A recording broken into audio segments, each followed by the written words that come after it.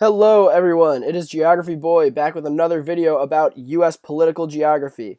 The age-old question I'm going to answer, and I'm going to try this again, this is like my 10th time filming this video, I just keep messing it up, is why do we have two Dakotas? What's the point? The states are both unpopulated, neither one cracks 1 million residents, they both have 3 electoral votes, which is the bare minimum. I mean, they're just both very irrelevant on the large scheme of things states that have very little going on in them. They're very small, and people don't hear about them much. But we do have 2 of these states. And you might wonder, why is this? The answer goes back to the Dakota Territory, which existed in the mid to late 1800s. The Dakota Territory was consisted of South and North Dakota, and for a while it was only populated by native people. The Sioux tribe in particular, and the Dakota tribe, obviously. So these native people lived here for a while, and then suddenly, with the Homestead Act, the Louisiana Purchase, the westward expansion, and everything, people wanted to populate North and South Dakota. Why? Because there was gold found in the Black Hills National Forest. Yes, the winters here are unbearably cold, and it's extremely remote, and it's just the middle of nowhere, which is why people don't live there much today. But back then, gold was money, and gold attracted residents. So the gold was found here in South Dakota, modern-day South Dakota. So why did people want why did people want 2 Dakotas? Because the people in the southern half of the state largely ended up populating let me rephrase that. The reason they ended up splitting up is because of the railroad system. That's why, okay? There was always more people in the southern half of the state, and those people thought that the people in the northern half of the state were like, kind of backwoods, rednecky, fur trading, cattle ranching hillbillies, They resented the northern Dakota.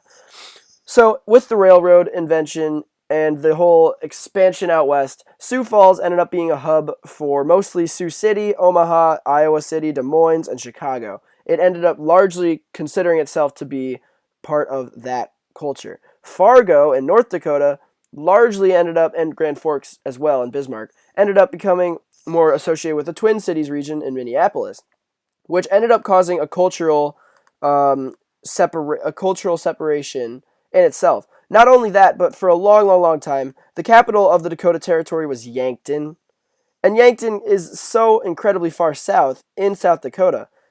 I mean, look at that. If you live in North Dakota, it's extremely difficult to access Yankton. And because of this, people in the southern half of the state were all like, oh, but it's our capital, we can have it. And then North Dakota was like, actually, no, you can't. So some politician from the Dakota Territory ended up switching the capital to Bismarck, which is the modern-day capital of North Dakota. And this ended up being good for the Northerners, but most of the population center of the Dakota Territory was like right around here. So most people were really far away from Bismarck, which caused even more resentment.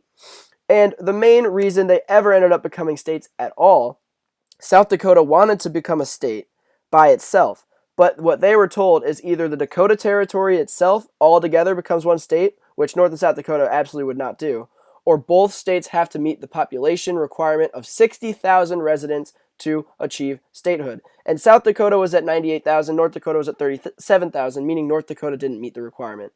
And since North Dakota didn't meet the requirement, it led to a long waiting period where the Dakotas had to just find themselves, I guess, which ended up leading to North Dakota associating with Minneapolis, and South Dakota finding more friends in Iowa, Nebraska, and Illinois.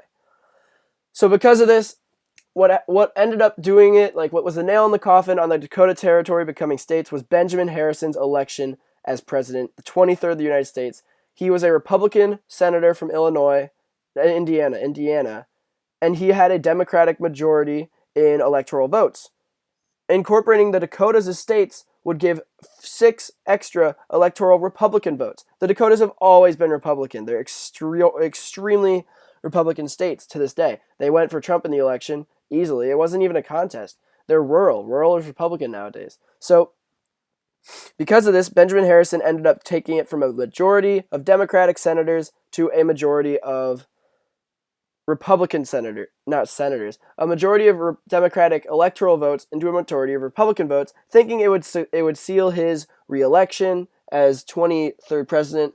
But what ended up happening is actually Grover Cleveland was president right before Benjamin Harrison, then Harrison's term, and then Grover Cleveland got elected again, making Cleveland 22nd and 24th.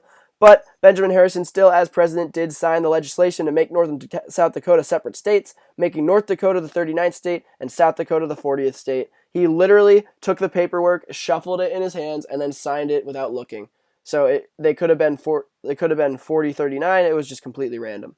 So yeah, so fighting with indigenous populations, associating themselves with different cities, the two Dakotas ended up splitting culturally and geographically mostly, and they both wanted separation. That is why we have two Dakotas today. The only reason this question lies, as in we don't need Dakotas anymore, is because the two Dakotas never ended up with a city that grew very large. Nebraska had Omaha, Kansas is Kansas City, kind of, and Wichita.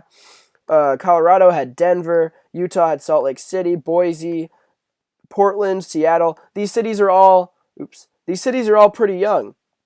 But back then, it was normal to be out west and not have a high population base. So it was normal to make them states. Nowadays, the two states have stayed not growing. They both have one large city, but they're not large by national standards. So yeah. Thank you for watching my video about two Dakotas. If you have any interest in geography at all, please ask me to do a video about something, and I probably will do it. I'm just going to make these for fun. I don't care who watches them. But yeah, thank you guys so much for watching. And my next video will probably be about Kalawao County, Hawaii. Very interesting place. Look it up if you haven't already. And yeah, that's all. Bye-bye.